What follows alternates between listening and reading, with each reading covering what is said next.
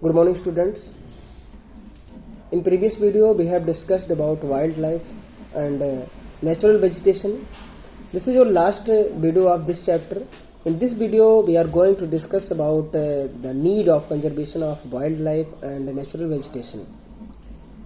In this video, we will discuss about the need of conservation of wildlife and natural vegetation. Okay, beta. Need for conservation of forest, natural vegetation and wildlife. Forest it means natural vegetation, प्राकृतिक वनस्पति, जंगलों और वन्य जीवों को संरक्षण करने की जो जरूरत है, नेचुरल वेजिटेशन को जो कंजर्व करने की जो जरूरत है, उस पर आज हम बेटा चर्चा करेंगे. ठीक है. देखिए, open your textbook. Both natural vegetation it means forest and wildlife it means animal and birds are our national wealth. ये हमारी राष्ट्रीय संपत्ति है. इनको हमें बचाने की ज़रूरत है बेटा, इनको हमें बचाने की ज़रूरत है. Hence every attempt should be made to conserve them. इसलिए हमारा कोई भी अटेम्प्ट ऐसा होना चाहिए कि उनको बचाने का, उनको कंजर्व करने का, उनको संरक्षण प्राप्त करने के लिए होना चाहिए. अब देखो, एक संरक्षण का व्हाट इज कंजर्वेशन. कंजर्वेशन का मतलब होता है कि नेचुरल वेजिटेशन, वाइल्ड लाइफ, ये हमारे बहुत इम्पॉर्टेंट फैक्टर है हमारे इन्वायरमेंट के. इनको ये एक हमारे जो हमने बताया था, कल डिस्कस किया था कि एक जो बायोलॉजिकल साइकिल चलती है, बायोडाइवर्सिटी का एक इम्पॉर्टेंट पार्ट है. अगर इनका नंबर कम होगा, फॉरेस्ट कम हो जाएंगे, तो फॉरेस्ट से हमें बहुत कुछ मिलती है, वो चीज़ें हमें नहीं मिलेंगी, हमारा इन्वायरमेंट अफेक्टेड होगा. तो इसलिए इनको बचाने की ज़रूरत है, इनको कंजर्व करने की ज़रूरत है.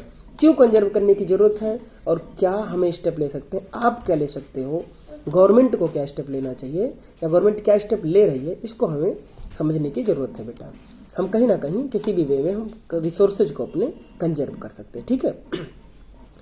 It is correct to say that forest are the national wealth. ये सही कहना है कि फॉरेस्ट हमारे नेशनल वेल्थ हैं.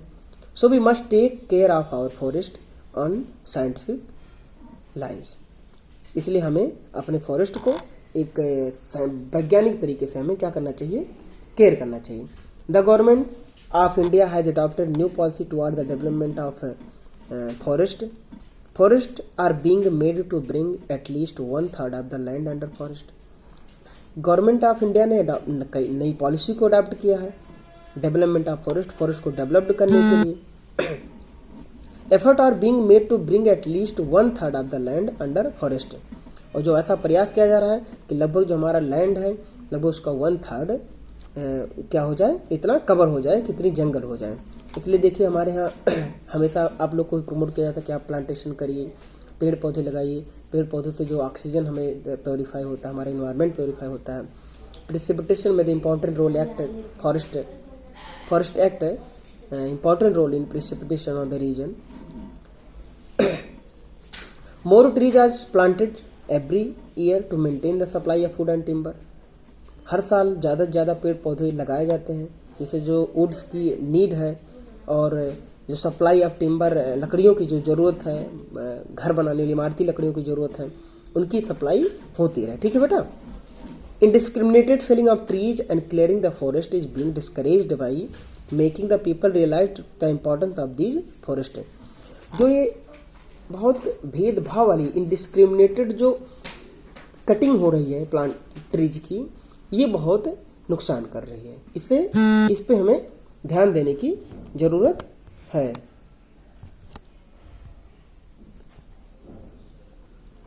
Okay, come to the main point. Commercial exploitation of forest wealth is being encouraged by improving the means of transport in the forest land. हमारा जो जंगलों में से जो ट्रांसपोर्टेशन होता है, ये भी जो फॉरेस्ट वेल्थ में इम्प्रूव करने की ज़रूरत है. ये भी एक नुकसान करता है कि मतलब हम जंगलों को काट करके आज हम टाउनशिप डेवलप्ड कर रहे हैं और बिल्डिंग बना रहे हैं, इंडस्ट्रियल डेवलपमेंट कर रहे हैं उस रीजन में, पेड़ पौधों को काट करके हम कर रहे हैं. तो एक जो हमारी जो दिक्कतें हो रही हैं, इसी से हमें क्या होनी चाहिए, हमें एक नीड मिल हो रही है कि हमें इनको कंजर्व करना है. Likewise wild life comprising animal and birds etc. उसी तरह हम देखेंगे जो वाइल्ड लाइफ है, एक तो नेचुरल वेजिटेशन को बेटा हमें कंजर्व करना है, पेड़ों को बचाना है, फॉरेस्ट को बचाना है, उनका कटिंग जो बहुत indiscriminated cutting of the forest है उसको हमें सेव करना है। लाइकवाइज जो वाइल्ड लाइफ है, वाइल्ड लाइफ मतलब बेटा वन्य जीव, जो जीव जंतु, it means animals and bird too, इनको भी हमें क्या करने की, should be conserved at all cost, किसी भी कीमत में इन्हें भी बचाने की हमें क्या है जरूरत है। Wildlife adds to beauty of the nature so they must be preserved at all cost. Wildlife जो है ये हमारे नेचुरल वेजिटेशन की एक सीनरी बनाती है, नेचर ब्यूटी है, सुंदरता है, तो इनको किसी भी कीमत पर हमें बचाने की जरूरत है। Likely various step have been taken by the government and different organisations NGOs, कई गवर्नमेंट ने भी कई ऐसे स्टेप बनाए हैं जिससे गवर्नमेंट नेचुरल वेजिटेशन को और वाइल्ड लाइफ को कंजर्व कर रही है। कुछ एनजीओ हैं, नॉन गवर्नमेंट ऑर्गेनाइजेशन हैं, जो भी नेचुरल वेजिटेशन और वाइल्ड लाइफ को क्या कर रहे हैं, कंजर्व कर रहे हैं। हमारा भी एक रोल होना चाहिए, हमें भी एक रोल होना चाहिए कि हमें जो एनिमल्स के लेदर से, एनिमल के किसी भी आर्गन से बनी हुई चीज़ें हैं उनका हमें उपयोग नहीं करना चाहिए। ठीक है। तो इस तरीके से हमारा भी छोटा छोटा योगदान हो सकता है, ऐसे प्रोडक्ट को ना यूज करें जो प्रमोट करता है वेजिटेशन के कटिंग को या फिर एनिमल्स के पार्ट से बनता है। अब अगला स्टेप, अगर अगला टॉपिक देखोगे बेटा कि भाई गवर्नमेंट ने क्या काम किया है, क्या गवर्नमेंट सच में कुछ अच्छा काम कर रही है, और कर रही तो उन्होंने क्या किया, बहुत कुछ किया, देखते हैं। Many step have been take to conserve natural vegetation and wildlife. Government ने बहुत ऐसे स्टेप लिया है जो नेचुरल वेजिटेशन को, जो हमारा नेशनल वेजिटेशन है, प्राकृतिक वनस्पति है, उसको बचाने के लिए और वाइल्ड लाइफ को भी बचाने के लिए। ठीक है बेटा। Biosphere reserve have been set up in various part in India. हमने प्रीवियस वीडियो में पढ़ा था कि कई ऐसे Kaziranga national park, Gir national park, Corbett national park, ऐसे टाइगर रिजर्व, एनिमल्स के कई रिजर्व्स, फॉरेस्ट को भी कंजर्व किया, तो कई ऐसे स्टेप किए गए हैं जिसमें हम क्या करते हैं कि एनिमल्स को, वाइल्ड लाइफ को और वेजिटेशन को कंजर्व करने का प्रयास करते हैं। Being set up in various part India where wildlife and bird are kept in their natural habitat. उनके natural habitat, animals and birds and different type of animals are disappearing gradually because they are not able to survive in recent environment, and because their habitat are destroying by human being। उनका जो रहने का स्थान, उनका जो भोजन है, अगर वो डिस्ट्रॉय हो जा रहा है तो वो एक्सटिंक्ट हो जाएंगे, यहाँ से खत्म हो जाएंगे। तो उनको नेचुरल हैबिटेट सरकार प्रोवाइड करा करके उनको क्या कर रही है, बचा रही है कि आपकी जो नीड है, उनको जैसा इन्वायरमेंट चाहिए, जैसे प्लांट चाहिए, जैसी जगह चाहिए, जैसा लोकेशन चाहिए जहाँ पर वो अपने आप को एडजस्ट कर सकते हैं, वहाँ पर उन जानवरों को रखा जाएगा और उन जानवरों के लिए वो चीज़ें प्रोवाइड की जाएंगी कि वो बचे रहें। ठीक है बेटा। जैसे आप देखोगे Nilgiri the junction of Karnataka में, आप अपने पेज के मैप पे देख लीजिए। मैं अगर इसमें दिखाऊंगा तो आपको उल्टा दिखेगा। You can see here it will be in reverse way. आप तमिलनाडु के नीचे देख लीजिए और आप इधर देखोगे बेटा आपका कांजीरंगा आसाम के एरिया में। तो आप अपने मैप में ही देखिएगा कि किस तरीके से यहाँ पर हम इसमें डिस्कस कर दे रहे हैं। आप लोकेशन भी बेटा हमारे स्टूडेंट जानते रहें। कुछ डेटा है, कर्नाटक में है, तमिलनाडु और Kerala and Nanda Devi in Uttar Pradesh, some of such biosphere reserve. India में लगभग बेटा 103 नेशनल पार्क हैं और 535 वाइल्ड लाइफ सेंचुरी हैं, लगभग 50 zoological gardens to protect wildlife वन्य जीवों को, जंगलों में रहने वाले जीवों को बचाने के लिए क्या है बेटा ये किए गए हैं। ठीक है। To protect wildlife periodic census are being taken to find out the latest position of some rare species. और हर एक पीरियोडिक वो किया जाता है कि मतलब टाइगर कितने हैं, ये विशेष टाइप के स्पीसीज के, एलिफेंट्स कितनी हैं, ये राइनोसेरस कितने हैं, क्रोकोडाइल्स का जो मैंग्रोव क्षेत्र में एक हैबिटेट है वो कितना है। तो मतलब जो डिफरेंट एनिमल्स हैं जो उनका हैबिटेट डिस्ट्रॉय हो चुका है, उनका नंबर ऑफ एनिमल्स जो कम हो रहा है, डिक्रीज हो रहा है, उसको एक पीरियोडिक सेंसस के अकॉर्डिंग हम क्या करते हैं, उसको काउंट करते रहते हैं। ठीक है। और हम एक प्लान बनाते हैं कि किस तरीके से उनको कंजर्व करना है, क्या उनका नंबर ऑफ पॉपुलेशन बढ़ रही है कि नहीं बढ़ रही है। The killing of wildlife has been banned by the government. आप जानते हैं कि अगर कुछ ऐसे, जैसे आप पिकॉक को देख लीजिए, जो डेयर है, ठीक है, तो इन सब चीज़ों को अगर आप किलिंग होती है तो इनको भी क्या किया गया, बैंड किया गया गवर्नमेंट के द्वारा। Special forest officer have been appointed to catch illegal animal hunter. और हमारे लिए हमारी इंडियन फॉरेस्ट सर्विस भी है, जिससे जो सिविल सर्विस IAS की परीक्षा दे करके जाते हैं वो इस पूरे वाइल्ड लाइफ या नेचुरल वेजिटेशन का ही उनका सर्विस होता है। कई ऐसे ऑफिसर अपॉइंटेड हैं जो illegal cutting of the forest को कंट्रोल करते हैं, एनिमल्स की इलीगल हंटिंग को कंट्रोल करते हैं। इस तरीके से हम क्या करते हैं, रिजर्व को कंट्रोल करते हैं। अब बेटा इस तरीके से आपका जो चैप्टर है wildlife and natural vegetation and wild life, that is 23rd chapter India natural vegetation and wild life, ये टोटली एक्सप्लेन हो चुका 3 वीडियोज में। और की टर्म्स को मैं एक्सप्लेन कर दे रहा हूँ। डिसीडियस ट्रीज, इट मीन्स पतझड़ वाले पौधे। डिसीडियस फॉरेस्ट के बारे में हमने डिस्कस किया।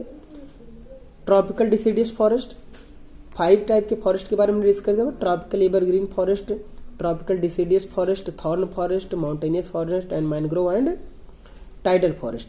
तो डिसीडियस ट्रीज को they have broad leaves which they shed periodically and annually. एक वर्ष में कभी ना कभी ऐसे प्लांट्स क्या करते हैं, अपने पत्तों को एक बार गिरा देते हैं, ठीक है। तो ये डिसीडियस ट्रीज है। Coniferous trees they have needle shaped leaves, उनकी सुई की तरह लीव्स होती है, कोन की तरह होती है, नुकीली होती है। Which they do not shed स्टिमुलेटली, वो कभी भी वो नहीं पत्ते गिराते हैं। और उनकी पत्तियां बहुत पतली होती हैं, जिससे उनमें वाटर वेपर बहुत कम निकले, उनको कॉनिफेरस। नेशनल पार्क है, क्या होता है national park? It is a reserve area meant to preserving wildlife. It is a reserved area for preserving wildlife. Wildlife क्या है? Reserved area where rare bird animal live and roam freely. एक ऐसा area wild life जो जंगलों में रहने वाले हैं, जो रहते हैं और फ्रीली रहते हैं, ठीक है बेटा। इस तरीके से हमने पढ़ा नेचुरल वेजिटेशन। हम एक बार आपको समराइज कर दे रहे हैं 1 मिनट में। We have discussed in video about natural vegetation and wildlife. Natural vegetation region of India are divided into 5: tropical evergreen forest, tropical deciduous forest, the thorn forest and the tidal forest and mangrove forest. And 5th क्या बेटा? Mountainous forest vegetation and Himalayan region. तो इस तरीके से इनको बेटा आप लगभग, मैं चाहता हूँ कि आप 5 टाइम्स इनको पढ़िए स्लोली। जो डिफरेंट टाइप के फॉरेस्ट हैं उनमें कौन से प्लांट्स पाए जाते हैं, इनको भी बेटा आप पढ़ने का सोचिए, ठीक है। जैसे आप अगर ट्रॉपिकल एवरग्रीन फॉरेस्ट को पढ़ना तो आप 5 ट्रीज के नाम याद रखिए: ओक, चेस्टनट, देवदार, केदार, चीर, ठीक है। और tropical deciduous forest of the end monsoon forest आपके अगल बगल हमारे इलाके में मिल जाएंगे। शीशम मिल जाएगा, सागवान मिल जाएगा, साल मिल जाएगा, सैंडलवुड मिल जाएगा, रोज वुड मिल जाएगी, बोनी मिल जाएगा। शीशम आप देख ही रहेंगे, शीशो जिसको कहते हैं। शीशम, देवदार, खेर, महुआ का नाम सुने होंगे, बम्बू का नाम सुनो, बांस, ये सब चीजें हैं ट्रॉपिकल डिसीडियस फॉरेस्ट है, मानसून फॉरेस्ट है बेटा, ठीक है। इस तरीके से in this way your chapter is completed and exercise का जो एक हम है उसको पिक खींच करके फिल करके आपको भेज देंगे, इसको कंप्लीट कर लेंगे और क्वेश्चन आंसर को भी आपके पास पहुंच जाएगी। इसी तरीके से आपका ज्योग्राफी का बेटा चैप्टर कंप्लीट हो जा रहा है। It means there are